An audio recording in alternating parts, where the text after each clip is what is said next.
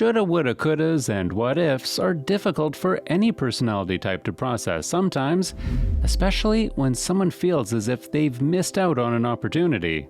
However, for the rather naive INFJ who is constantly reminding themselves to be and do their best, past fixations and regret can cause the INFJ to ruminate to an unhealthy degree.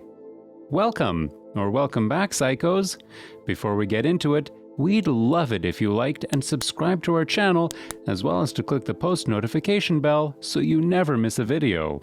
Alright, let's jump right into it, starting with number 1. It's not in their nature.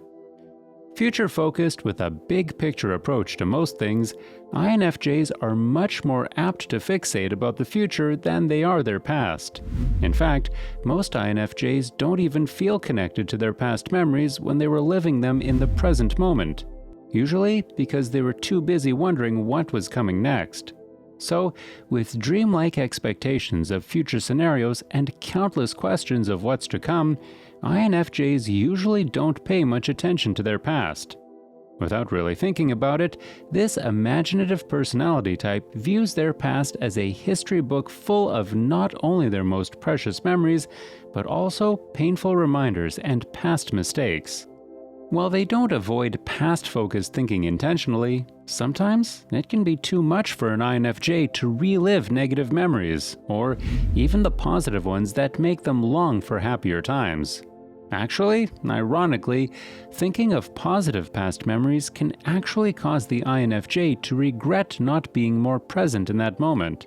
So, in other words, unless they're opening that book of past impressions to gain some insight in how to approach a current issue, it's no place for an INFJ to be. And that's exactly what makes regret that much more difficult. Thinking of the past is already uncomfortable enough for this type.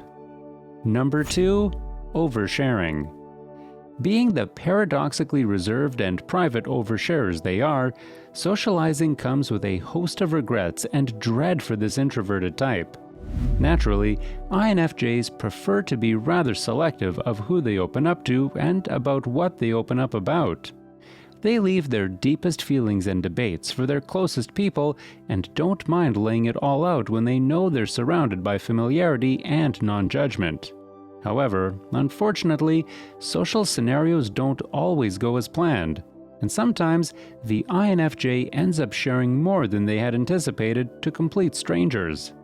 In a subconscious attempt to quickly bypass the small talk phase of meeting someone new, the INFJ feels called to share their personal details in order to break the ice and introduce the meaningful connection they long for in a conversation. This works about 20% of the time, and in the times it doesn't work, this tactic can end up making things even more awkward with that individual. And that's when the cringe starts. When asked about oversharing regret, one INFJ Redditor said, "I live in a rural area where I don't know many people and find myself oversharing after I've had a couple of pints in the pub. I'm usually cringing with regret for sharing so much information the next morning. I know that I'm never understood, but it never stops me trying." Number 3. It's worse when they've let someone down. Sure, missed opportunities and poor life choices can be hard things for the INFJ to swallow, but there's no regret worse than when the INFJ hurts someone else.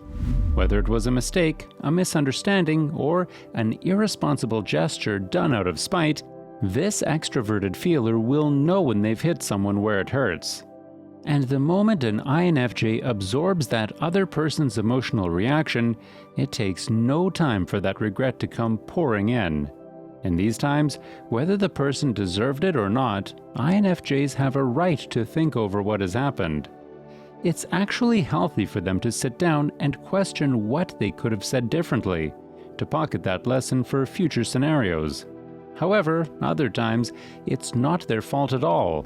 In fact, the most unfortunate aspect to this side of the INFJ's empathetic regret is that they'll even regret the things they didn't know they were doing wrong in the moment.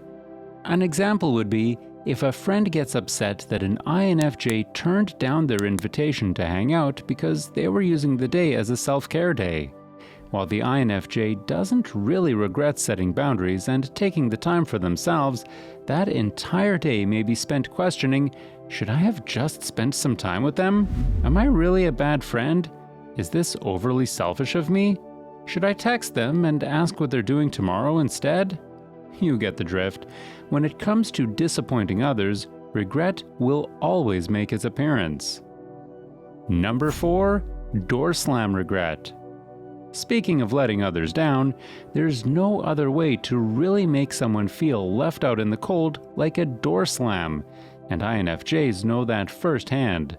And, for the most part, by the time an INFJ has reached the conclusion that a door slam is the only viable option left, they're usually far beyond any form of regret. However, emotions evolve, situations change, and those who the INFJ shuns from their lives are still out and about walking this earth. These are the realities that make the INFJ question where they could have been if they held out a little longer with an individual, or if they were to have just accepted certain downfalls. In reality, the logical half of their brains know that they took certain actions because it was necessary. But their nostalgic side questions if it was really as bad as they're making it seem from memory.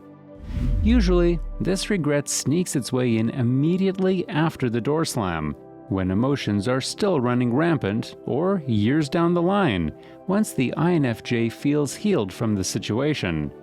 And, on rare occasions, the INFJ door slam comes from an impulsive, emotion-driven place where, once the INFJ processes their decision in their alone time, they realize they may have made a mistake. Number 5. Missed opportunities. Philosophically, most INFJs wish to believe that whatever is meant for them will never pass them by. Yet, when it comes to connecting the current details of their life in order to project an imaginative future outlook, sometimes they'll be stuck wondering what would have happened if they did or didn't follow through with an opportunity from their past.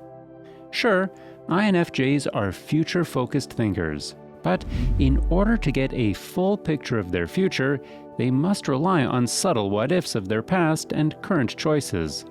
Similar to when the INFJ may stop and wonder where they would have been today if they didn't door slam someone in the past, they have the same curiosities when it comes to living location, career choice, and even the spontaneous decisions they choose to take or turn down so far in life. Whether it's something simple, like a missed job opportunity, or turning down tagging along with friends for a spontaneous trip, or something on a larger scale, like regretting moving away from family, or regretting never following the dreams they had when they were younger. There's no easy way for them to accept the things they missed out on because it was nobody's fault but their own. Luckily, this type of regret can actually help the INFJ make future decisions that better fit their current beliefs and morals. Number 6. FOMO.